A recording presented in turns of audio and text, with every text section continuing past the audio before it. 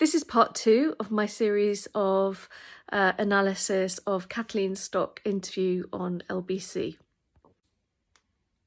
I'll continue. Or, face transphobic violence legally. So that's good. I agree that people shouldn't be facing violence because of their gender presentation in the world. The argument is not about whether there should be legal protections for trans people. There should be. The argument is... I don't believe that there should be a legal right to change your legal sex. But, yeah. Whether we should change these existing legal protections to protect this sort of inner feeling that you couldn't possibly guess someone had or they didn't have from the outside, that they would have to tell you about it. And as soon as they've said, as soon as a male says, I feel like a woman, according to this idea, they should have access to all the spaces and resources and rights that a woman has. That's the bit I'm objecting to. And that's perfectly consistent with saying trans people should have legal rights, because they should. And for that, you're called a TERF? Yeah. Just say what that means. It stands for exclusionary radical feminist. Now, I am a feminist. I'm actually telling everybody real facts. And I'm not trans exclusionary in any way. As I've just said, I think trans people should have legal rights, and so I'm not exclusionary in any bad way either, but it's just it's a handy label you can shout at somebody to get them to shut up, basically. It functions in much the same way as witch. It informs people which of these women are considered a reasonable target for violence and harassment. And it's thrown at all sorts of people who most people would think of as having perfectly reasonable views. J.K. Rowling, they call her a TERF. Julie Bindel, who, you can't get much more arch-feminist than Julie Bindel. No. And a lot of the people that are using this language, they've fought for decades for women's rights. This is what, as a man, The work that Julie Bindel has done for prostituted women is extraordinary. And she deserves full credit for that. I don't understand this. How people who fought for decades for women's rights are now perfectly happy to give them up. We're not. Well, sorry, We're not. No, but people on the other side of this debate. Well, I think they must be confused. That's the only explanation, or else they never really... I love that. It's so diplomatic. They must be confused. Reality is confusing for some people. Cared about women's rights and only pretended to, because it's just obvious that if you're going to try and change the definition of a woman so that now it includes males who say they're women and that's the only criterion for them to count, then it's going to have massive ramifications for women, 51% of the population.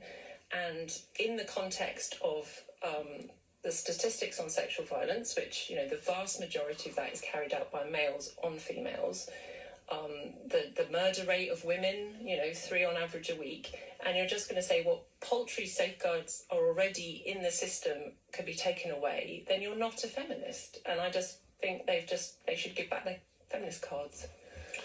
Let's look at the definitions here, because you're right. People think that, if I decided that I was a woman, I could literally now say I'd self-declare as a woman, and that would how I would have to be recognised. Do you believe that you can only change sex if you go through an operation? I think it's absolutely dreadful to encourage, compel, allow, enable people to undergo mutilating cosmetic genital surgeries.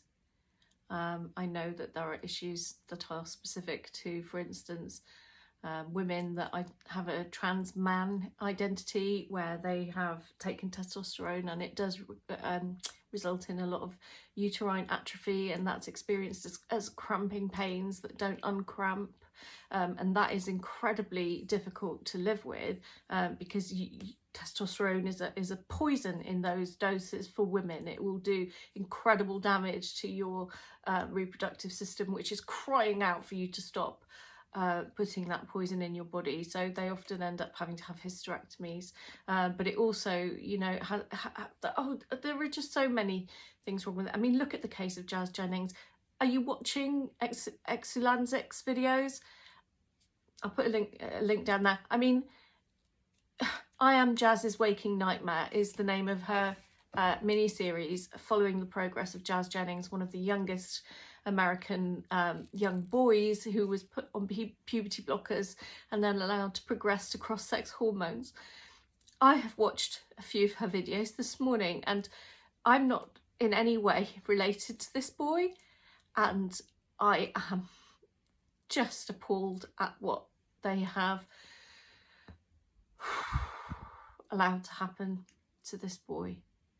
They have robbed him of his human right to sexual function, which is part of pair bonding, which is...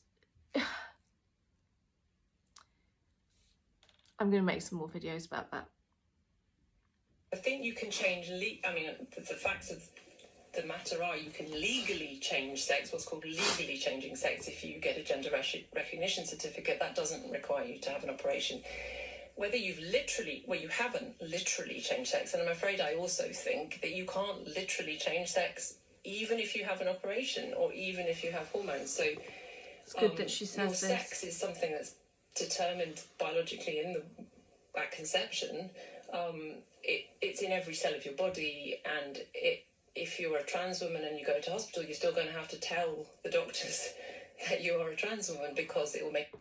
There's a famous case where a trans man went to the hospital and didn't report their trans status to the hospital staff. This person ended up dead because they hadn't informed the hospital staff. And you know, they're looking at your readings and comparing them to the standard for your biological sex. It's really, really important in a medical setting that this information is known. We should never have allowed people to change their NHS records. I believe that it would have been possible to create a new field called gender identity, or, you know, I prefer red socks, or whatever it is, and allow people to fill out some details there if they wish, saying that they have this new thing. Yeah. Make a difference to medication and pain thresholds and all sorts of things. Absolutely. So I'm afraid I don't think anyone can literally change sex. I think that's scientifically established. So in terms of a trans woman who was a man, by your definition, she can never be a woman. If she could be a woman, she wouldn't be a trans woman. I mean, that's I'm afraid, yes. So I know these things are uncomfortable to say, but I think the thing is, people generally don't want to upset each other. We have to rub along together in this society, and you know, I'll rub along happily with anybody. And it's only because we've been forced into this position by this juggernaut that is trampling over all our rights that we now find ourselves in the position of having to telling everybody real facts when, you know, this is not revolutionary information. This is information we all knew and we all agreed on.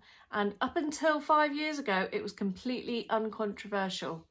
The thing is that we're now so frightened of saying them that this is the situation we've got ourselves in, where we can no longer say women, as in adult human females, can have their own spaces and can have their own sports teams.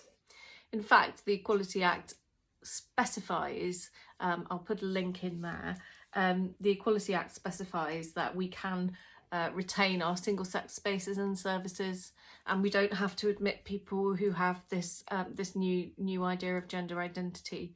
The problem is that a lot of providers have decided not to implement those exemptions, and this is a real issue for women. And their own organisations if they want them. So, yeah, I'm afraid spelling it out, trans women and women are two different categories. But is it true legally that a trans woman is a woman? Well, if they have a gender recognition certificate, then they have what's called an acquired gender, which, according to the terms of the law, gives them a change in legal sex. But then actually, even the Gender Recognition Act immediately goes on to specify contexts in which you haven't, you know, that this acquired gender is not relevant. One of them is sports, I think, and the other one is hereditary peerages and things like that. So funnily enough, they get left alone. I never knew that. But if a woman is not a biological... That's a very interesting point about the hereditary peerages, and especially given the historical context. But the patriarchy is so keen to ensure that women don't inherit titles over their younger brothers, that they actually instituted that in the Gender Recognition Act, that if you are a female person and you become legally male, and you're older than your brother, you're not getting that baronetcy. He still gets it. Accurate description. What do you think the law is describing here? I think it's describing, I mean, originally that act was set up, conceived very differently to the way that modern trans activism thinks. So it was thought that it mostly would be males, and it would mostly be people with what's called gender dysphoria, like strong, distressing feelings about their bodies, and that they would be desperate to go through an operation and take hormones, and that they would then gradually change their appearance over time so they would come to look like women. And that is of course true of lots of transsexuals today in the country. And so it was giving them the right to privacy, because they looked very like women, and yet they were constantly having to give their documents that would say they were male, and that could be very embarrassing and sometimes actually dangerous. So it was trying to find a way to make the two things match up by saying, under certain circumstances. I think the only time it's actually dangerous to be discovered to be male when your presentation is very feminine is in the specific context of having an intimate relationship with a man who objects to the concept of having a sexual relationship with another male person. You could argue that this is a result of our homophobic society, but we have an absolute right to share our bodies and share intimacy with the people that we choose. And there are basic facts about people that we require to be informed about before we make that decision.